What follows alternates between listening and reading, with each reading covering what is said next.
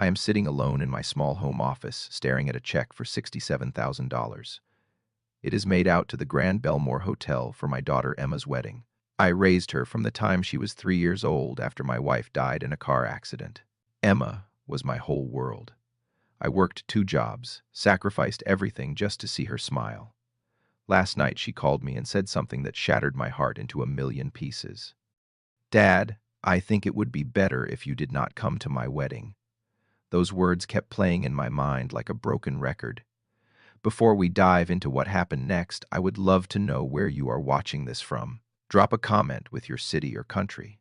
And if you appreciate real stories about family loyalty and tough decisions, please hit that like button and subscribe to the channel. Because what happened next will make you question everything you thought you knew about family loyalty. Stick around, this story gets darker before it gets better. Let me take you back to the beginning, so you understand how much this wedding meant to me. 32 years ago, I became a single father overnight.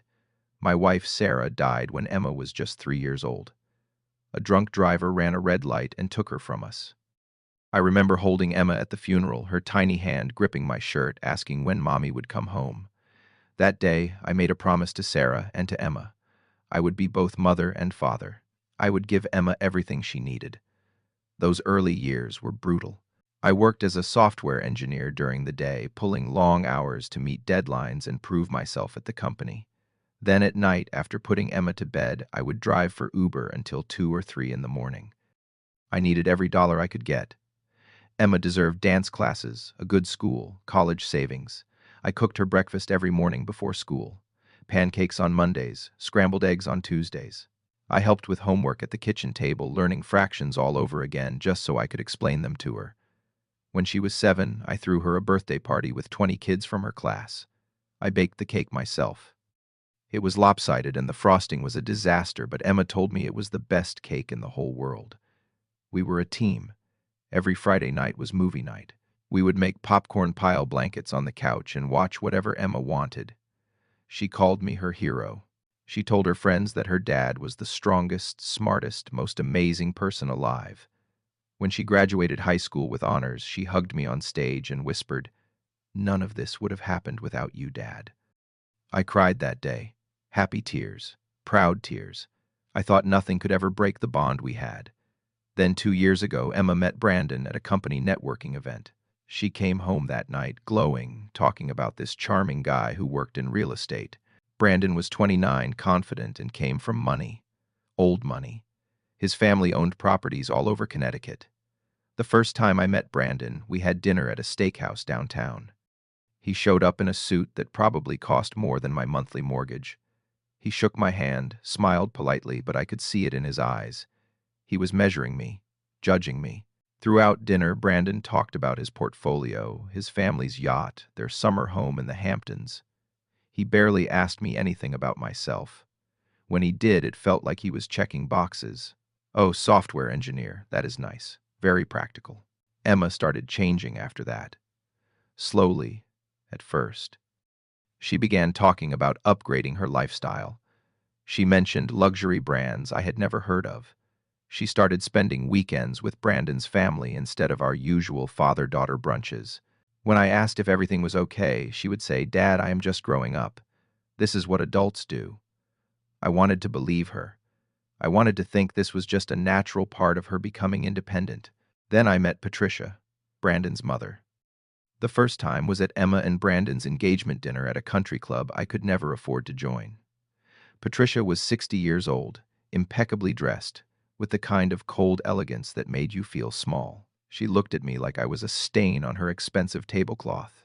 During dinner, she asked about my career with a tone that suggested she already knew the answer would disappoint her. "Software engineer. How charming. And you have been doing that for how long?" Her eyes swept over my suit, which I had bought specifically for this occasion. It was the nicest one I owned. She smiled thinly and said, "Charming in its simplicity." Patricia took control of the wedding planning almost immediately. She kept saying things like, "People of our circle have certain expectations, and we must maintain a certain standard." Emma seemed overwhelmed but excited. She stopped asking for my opinion on things. When I suggested keeping the guest list smaller and more intimate, Emma said, "Dad, maybe we should think bigger. This is a once-in-a-lifetime event." I agreed because I wanted her to be happy. I told her I would pay for everything. It was my gift to her, my way of showing her that even though I did not come from money, I could still give her the wedding of her dreams. But then the distance grew. Emma stopped responding to my texts right away. She canceled our weekend dinners, saying she was too busy with wedding planning or spending time with Brandon's family. When we did talk on the phone, she seemed distracted. During one call, she mentioned, "Dad, Patricia thinks we should do something more refined. Maybe not so many people from my old neighborhood." I felt a knot form in my stomach, but I brushed it off. Wedding planning is stressful. She is just overwhelmed. Then came the phone call that changed everything. It was 9 o'clock at night. My phone rang, and I saw Emma's name on the screen. I answered with a video call, hoping to see her smile. Instead, she looked nervous. Her eyes kept darting away from the camera. "Dad, I have been thinking a lot about the wedding." She paused, biting her lip.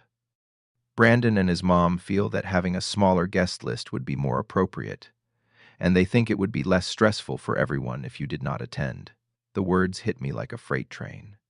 "What do you mean I should not attend, Emma? I am your father. I raised you." My voice cracked, but I tried to keep it steady. Emma avoided looking directly at me. "I know, Dad, but this is Brandon's day too, and his family has certain traditions. They want it to be just close family." Close family. Am I not close family? The question hung in the air like smoke. Emma was silent for what felt like an eternity. Then she said, "Patricia thinks it would be awkward because you do not really fit in with their social circle." Those words stabbed me in the chest. I felt my hands shake. I wanted to scream to demand an explanation, but instead I asked quietly, "Is this what you want, Emma, or is this what they want?" Emma looked away completely. "Does it matter? This is my wedding, and I need to make everyone happy." I felt tears burning behind my eyes, but I refused to let them fall. "All right, Emma, if that is what you want." I hung up before she could say anything else. I could not sleep that night. My mind kept replaying the conversation over and over. I got up at 2 in the morning and opened my laptop. I did not know what I was looking for, just something to distract me.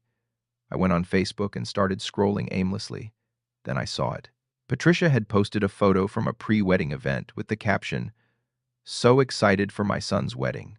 Only the finest for our family's special day." I scrolled through the comments. One of Patricia's friends wrote, "I cannot wait to see how elegant it will be." Patricia replied, "We are keeping it exclusive, darling. Only people who understand our lifestyle." My stomach turned. I kept scrolling. Brandon had commented too. "Mom's right. This wedding is about starting fresh new chapter." Starting fresh. As if Emma's entire past, her entire childhood with me, was something to discard.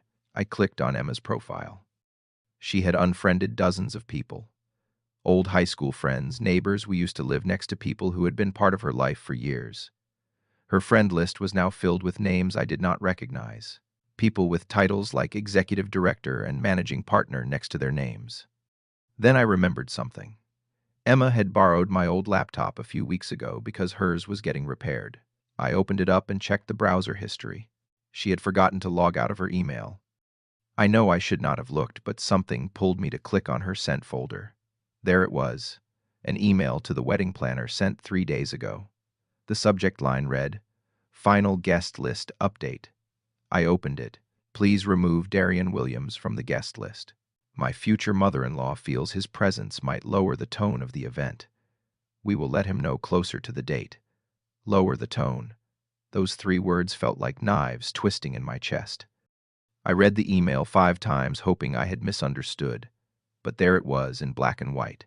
My daughter, the girl I had sacrificed everything for, thought I would lower the tone of her wedding. I sat there in the dark, staring at the screen, feeling like my entire world had collapsed. I grabbed my phone and texted Emma. I saw the email. "Is this really what you think of me?" I waited.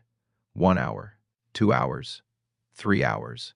Finally, at 5 in the morning, my phone buzzed. "Dad, I am sorry." I did not write it that way. Patricia helped me with the wording. "Please understand, I am trying to fit into this new life." I stared at the message, fury rising in my chest. I typed back, "By erasing your old life, by erasing me. Her response came quickly this time. It is not like that. You will always be my dad. But can you please just respect my decision? This is my wedding. I felt something break inside me. I typed, your wedding that I paid $67,000 for. There was a long pause before she replied. That was your choice. I did not ask you to.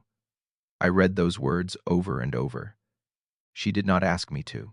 As if my love, my sacrifice, my years of working myself to exhaustion meant nothing because she had not explicitly asked for it. I walked into Emma's old bedroom, the room I had kept exactly the way she left it when she moved out. Photos of us covered the walls. Emma blowing out candles on her 7th birthday. Emma in her cap and gown at high school graduation. Emma hugging me at Disneyland when she was 10. I picked up a framed picture of the two of us from her 16th birthday.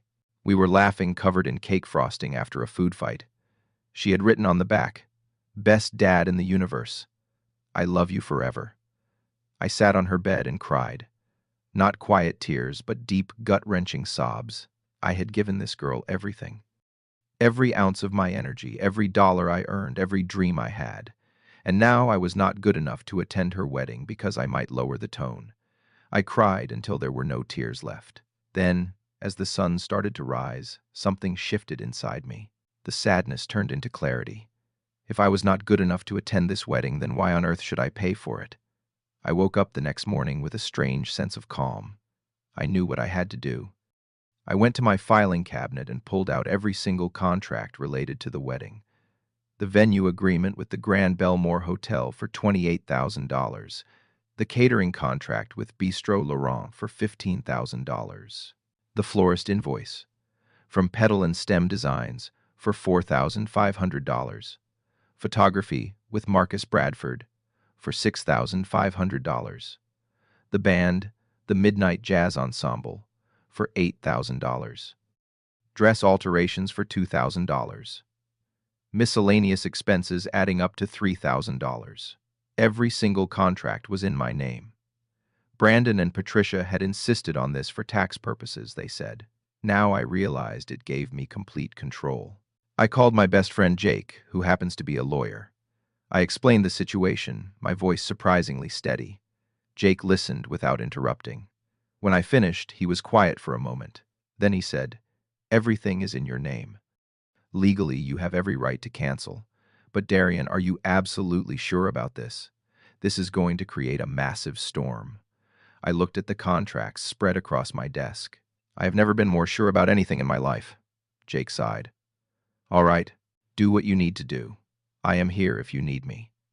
I started with the venue. I dialed the number for the Grand Belmore Hotel and asked for Miss Thornton, the event coordinator I had been working with for months. "Mr. Williams, how lovely to hear from you. I trust everything is progressing well with the wedding plans." Her voice was warm and professional. "Actually, Miss Thornton, I need to cancel the wedding scheduled for October 15th. There was a stunned silence on the other end. "I am sorry, did you say cancel?" "Yes. I need to cancel the entire event." "But Mr. Williams, that is only 3 weeks away. We have already begun preparations. The flowers are ordered, the menu is finalized, the staff is scheduled." "I understand, and I apologize for the inconvenience. However, I would like to proceed with the cancellation." Miss Thornton cleared her throat. I pulled up your contract. "According to our cancellation policy, you will forfeit the $5,000 deposit, but you will not be responsible for the remaining $23,000.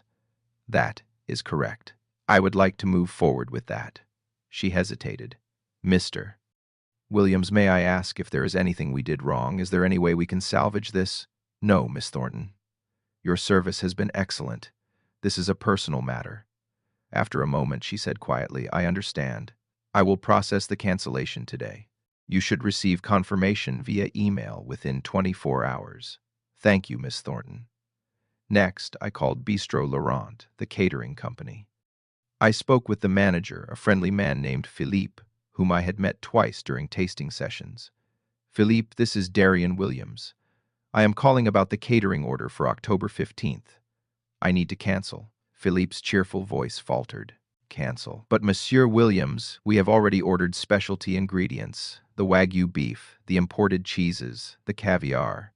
This is very last minute. I understand, and I apologize. What does the contract say about cancellations? There was the sound of papers rustling. You will lose your deposit of $1,500, but you will not owe the remaining $13,500. Please proceed with the cancellation. Philippe was clearly upset, but he remained professional. May I ask the reason? Change of plans, Philippe. That is all I can say. He sighed heavily. Very well, Monsieur Williams. I will process this today. I moved on to the florist petal and stem designs. A woman named Linda answered. Linda, this is Darian Williams. I need to cancel the flower order for the wedding on October 15th. Linda gasped. Cancel, Mr.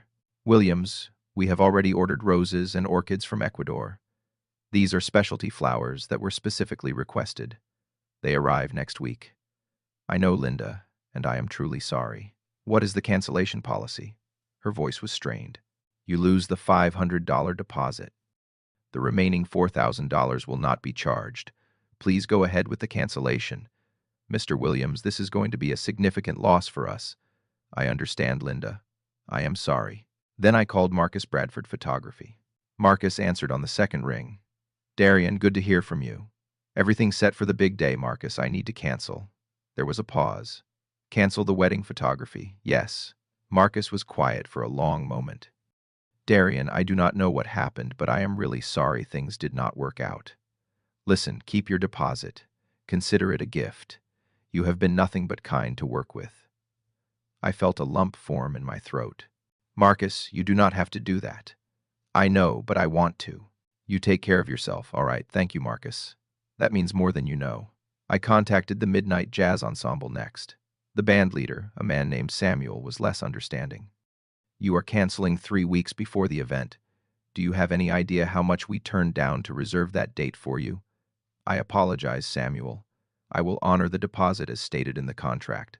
The $1,000 deposit stays with you. Samuel was furious, but there was nothing he could do. Fine, but this is extremely unprofessional. I accept that. Finally, I called the boutique where Emma had purchased her wedding dress. I spoke with the seamstress about canceling the final alterations. The woman was confused, but said she would note the cancellation. The boutique kept their fee, but I did not care anymore. Every call I made felt like lifting a weight off my shoulders. With each cancellation, I felt lighter, freer. When I finished, I sat down at my computer and opened a blank email. I addressed it to Emma. Then I began to type. Dear Emma, I have spent 32 years being your father. I changed your diapers when you were a baby. I stayed up all night when you had a fever, putting cool cloths on your forehead and singing you lullabies. I worked 2 jobs so you could go to college debt-free. I packed your lunches every single day of elementary school, always including a little note that said, I love you. I taught you how to ride a bike, how to drive a car, how to stand up for yourself when the world tried to knock you down. I paid for your wedding because I wanted to see you happy. I wanted to give you the perfect day, even if it meant draining my savings. But I will not pay to be disrespected. I will not pay to be erased. I will not pay to be told that I lower the tone. As of today, I have canceled the venue, the catering, the flowers, the photography, and the band. Everything that was in my name is no longer happening. The Grand Belmore Hotel Bistro, Laurent Petal and Stem, designs Marcus Bradford Photography, the Midnight Jazz Ensemble. All of it. Gone. If Patricia and Brandon want a wedding that I am not good enough to attend, they can pay for it themselves. They have the money. They have the social circle. They have the lifestyle. Let them fund their own exclusive event. I love you, Emma. I always will. But I will not let anyone, including you, treat me like I am worthless. I will not stand by and watch you erase the man who raised you because someone else told you I am not good enough.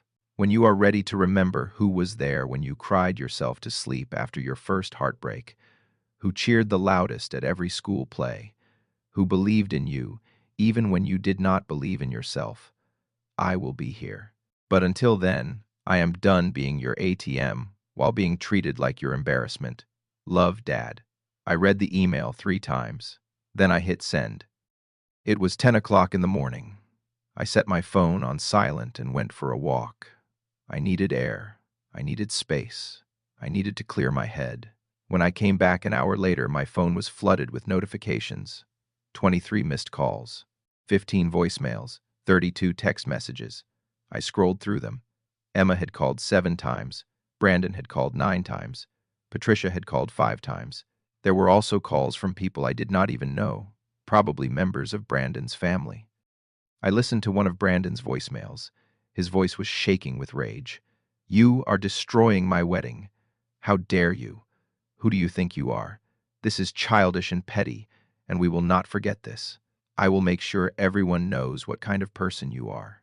Patricia's voicemail was even worse. Her voice was ice cold. "Mr. Williams, your actions are absolutely despicable. You are a small, bitter man who cannot handle the fact that your daughter is moving up in the world. I will be contacting my attorney. You will regret this." I deleted the voicemail. Then I blocked all their numbers. Every single one. Emma, Brandon, Patricia, anyone associated with them. I blocked them all. For the first time in weeks, my phone was silent, and I felt at peace. 3 days passed in complete silence. I went to work, came home, cooked dinner, watched television. I did not cry. I did not rage. I simply existed. My coworkers noticed I was quieter than usual, but no one pressed me for details. Jake called to check on me. "How are you holding up?" "Honestly, Jake, I feel okay. I did the right thing," he agreed. "Self-respect is not negotiable, Darian. You taught Emma an important lesson even if she does not see it yet." I spent one evening cleaning out Emma's old room. Not out of anger, but out of necessity. I needed space to heal, and keeping her room as a shrine to our past was not helping. I carefully took down the photos and put them in a box. I folded her old blankets and stored them in the closet. I did not throw anything away. I just needed the room to breathe. As I worked, I thought about everything that had happened. I realized I did not regret my decision. Not even a little bit. On the 4th night at 8 o'clock, my doorbell rang. I was not expecting anyone. I walked to the door and looked through the peephole. My heart stopped. It was Emma. She was standing on my porch wearing an old gray hoodie I had bought for her back in high school. No makeup, hair pulled back in a messy ponytail. Her eyes were red and swollen. I hesitated for a moment, then opened the door. We stood there, looking at each other. "Dad, can I come in?" Her voice was small, broken. I stepped aside and let her in. Emma walked into the living room and sat on the couch, the same couch where we used to have movie nights. She pulled her knees up to her chest and started crying. Deep, shaking sobs. I sat down next to her but did not say anything. I just waited. Finally, she looked at me. "I am so sorry, Dad. I am so sorry. I let them get into my head. I let them make me believe that you were not good enough, that our life together was something to be ashamed of. I was so stupid." She told me what had happened after she received my email. She had immediately called Brandon, demanding an explanation. She wanted to know if he had known about Patricia's plan to exclude me. Brandon had been dismissive. "Your dad is overreacting. We can just pay for the wedding ourselves. It is not a big deal." But it was a big deal to Emma. She confronted Patricia next. Patricia had been cruel. "Good riddance. We do not need his kind at our wedding anyway." His kind. Those 2 words had been the final straw for Emma. Emma realized in that moment what she had become. She had turned into someone who looked down on the man who had given her everything. She had allowed people who valued money over love to poison her mind.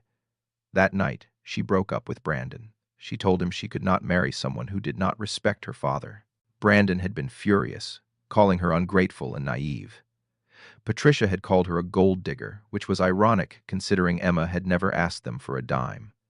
Emma packed her things, left the apartment she shared with Brandon, and went to stay with her friend from college.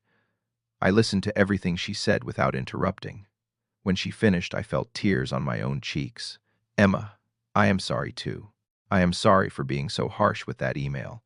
But I needed you to understand that love cannot be conditional on someone else's approval. You cannot let people make you ashamed of where you came from." "I know, Dad. I know that now." I was so caught up in trying to fit into their world that I forgot about my own. "But you are my world. You always have been. I opened my arms and she collapsed into them, crying like she used to when she was a little girl. We sat there for a long time, just holding each other. No wedding, no Brandon, no fancy venue or expensive flowers. Just a father and daughter finding their way back to each other. After a while, Emma pulled back and wiped her eyes. I do not know what happens now, Dad. I do not have a plan. I smiled. We will figure it out. We always do. She nodded. Can I stay here for a while? Just until I find my own place. You can stay as long as you need. This is your home, Emma. It always will be. Over the next 2 weeks, Emma moved back into her old room. She reached out to old friends she had pushed away and apologized. She started seeing a therapist to work through why she had let other people define her worth. Slowly, she began to rebuild her life. Not the life Patricia and Brandon had envisioned for her, but a life that was truly hers. She found a new apartment closer to her job. She reconnected with hobbies she had abandoned. She started smiling again, really smiling. One evening, we were sitting at the kitchen table eating spaghetti like we used to.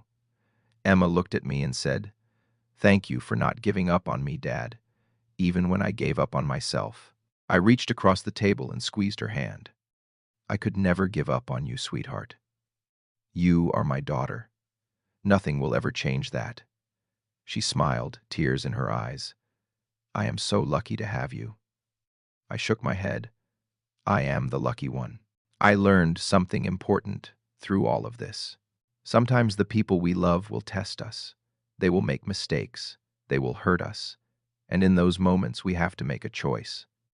Do we let them walk all over us to keep the peace, or do we stand up and demand the respect we deserve? I chose to stand up, and in doing so, I gave Emma the space she needed to see clearly. I do not know if I would do anything differently if I had the chance. Maybe I could have been less harsh in my email. Maybe I could have tried to talk to her one more time before canceling everything. But at the end of the day, I did what I thought was right. I protected my dignity. And ultimately, that decision saved our relationship. Emma learned that real love does not ask you to change who you are or where you came from. It does not ask you to erase the people who built you into the person you are today. Real love celebrates your past, your struggles, your journey. Brandon and Patricia wanted Emma to be someone she was not. They wanted a version of her that fit neatly into their world, with no rough edges, no complicated history, no reminders of a life lived differently than theirs. But that was not Emma. That was never Emma, and I am proud that she finally saw that. We are stronger now than we have ever been. Our relationship is not based on money or status or social circles. It is based on love, respect, and the unbreakable bond between a father and daughter who have been through hell and came out the other side together. Sometimes the people we love will test us. They will make us question our worth. And in those moments, we have to choose. Do we shrink ourselves to fit into someone else's world? Or do we stand tall and say, "I deserve better. I chose to stand tall." And in the end, so did Emma. That is all that matters. So let me ask you this. Have you ever had to make a tough decision to protect your self-respect, even if it meant hurting someone you love? Have you ever felt like you were not good enough for someone else's world? Drop your thoughts in the comments below. I would love to hear your stories. And if this story resonated with you, please hit that like button. Subscribe to the channel if you have not already, because we share real stories about real people facing real challenges. Share this video with someone who might need to hear it. Someone who is struggling with their own worth or dealing with difficult family dynamics. Thank you so much for listening to my story. I hope it reminded you that you are enough exactly as you are. No matter what anyone else says, take care of yourselves and remember, stand tall. You deserve respect, you deserve love, and you deserve to be valued for who you are, not who someone else wants you to be.